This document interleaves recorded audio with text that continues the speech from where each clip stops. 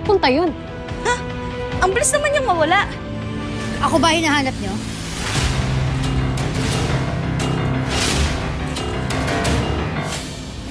Are you stalking me?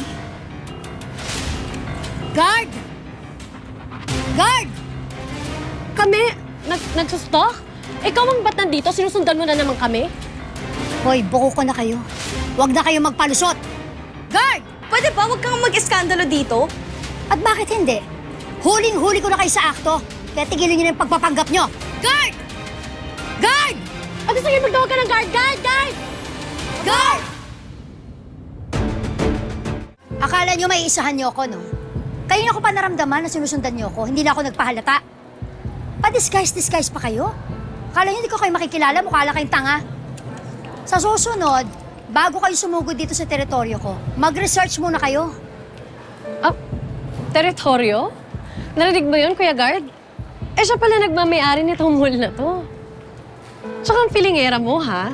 Talagang iniisip mo na sinusundan ka namin? Nagpunta kami dito para mag-shopping at mag-park. Kaka-park ko lang, oh. Nako, huwag ka na magpalusot. Alam mo ba, kuya, pinablatter ko na yung mga yan dati for assault. Kaya sigurado ako sinusundan nila, may masama silang balak sa akin. Kuya, huwag ka pong maniwala sa kanya.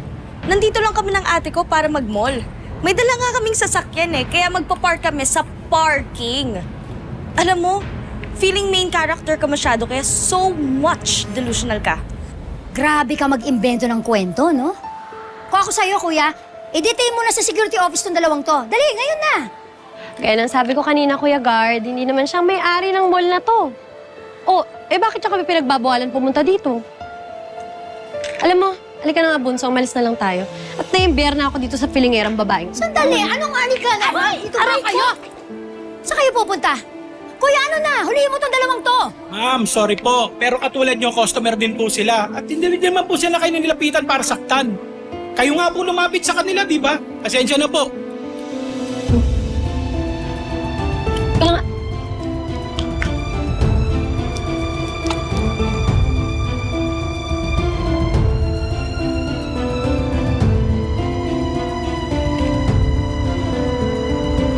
Sa susunod, huwag kayong padalos-dalos. Buti nga nalusutan niyo yung sitwasyon Paano kung na-detain kayo doon sa mall? Tapos pinadampot kayo ng Hazel na yun sa mga pulis? hindi naman kami yung unang lumapit sa kanya eh.